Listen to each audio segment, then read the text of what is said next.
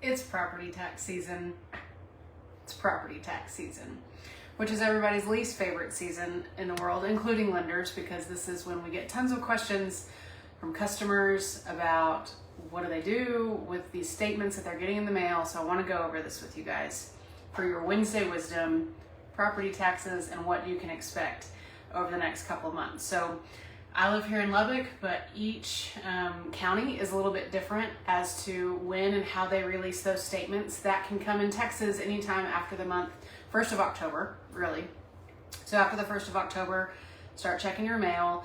You're probably going to get a property tax statement. Lubbock County hasn't quite released those yet, but it can come again at any time. So what does that mean for you if you bought a house this year, or maybe even previous years? I want to cover that for you. So you're going to get something in the mail that's going to look a lot like this, okay? I've redacted some information here, but it's a statement that's going to show you what your tax liability is for 2023. And if you have escrowed your taxes and insurance as part of your monthly payment, you can disregard this statement. It's really good for informational purposes, but you don't need to do anything with this because your mortgage company has collected enough at closing to take care of this bill on your behalf. You're going to get a copy of this bill every single year, but it's for informational purposes only. So you that have escrowed your taxes and insurance do not need to be worried about a bill that you get. It's just a copy for your reference. Your mortgage lender will also have a copy that's sent to them for them to pay for you. Now, if you have questions as to whether or not you have escrowed taxes and insurance, is that part of your monthly payment?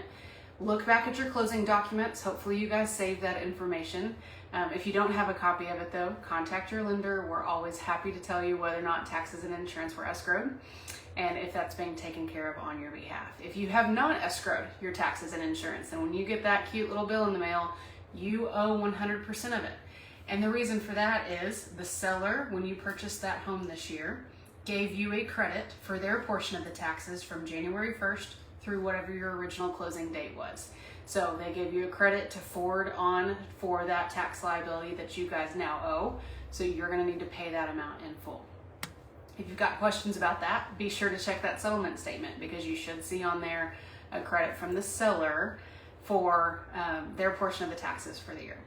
Now, what implication does this have, if any, going forward? Taxes can change from year to year. Property tax rates can change. Your valuations that you get statements on those in the spring. That can always impact your tax liability later on in the year. But the tax statements that you guys are going to be receiving in the next couple of weeks is what is going to be due for your ownership for 2023. So I hope this was really helpful for you guys for just preparing you when you get those pesky little bills in the mail.